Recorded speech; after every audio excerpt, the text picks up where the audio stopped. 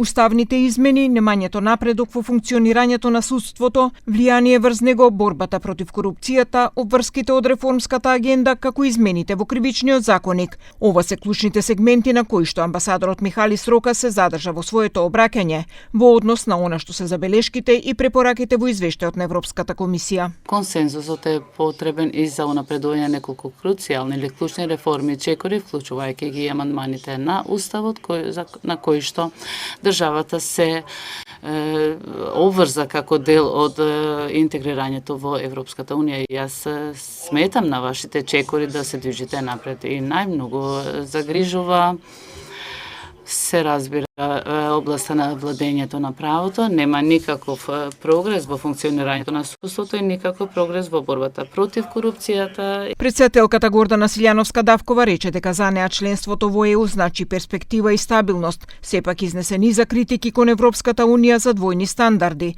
Не е точно дека не сме работеле на уставните измени, тие дојдоа на дневен ред во комисијата, но не го поминаа ни првиот чекор, рече Силјановска. Она што мислам дека е нешто што не смее да се заборави е посебните критериуми за нас.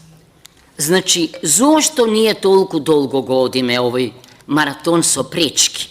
Зошто покрај копенхагенските критериуми ние добивме и додатни критериуми. Сиве оценки не можат да се абстрахираат од едно основно барање, а тоа е барањето за уставни измени.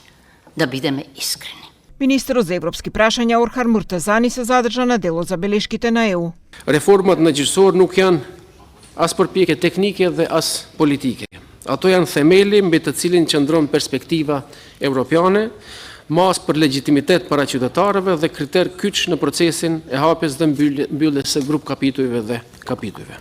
Председателот на Националниот совет за евроинтеграција Венко Филипче со критики кон власта во однос на извештајот и разочарување кон нив поради нивните тонови на евроскептицизам. Тој посебно критикуваше за делот на влијанието кон судството. Владата се обидува да ги покрие и да врши влијание на сите независни институции кои што се надвор од извршната власт.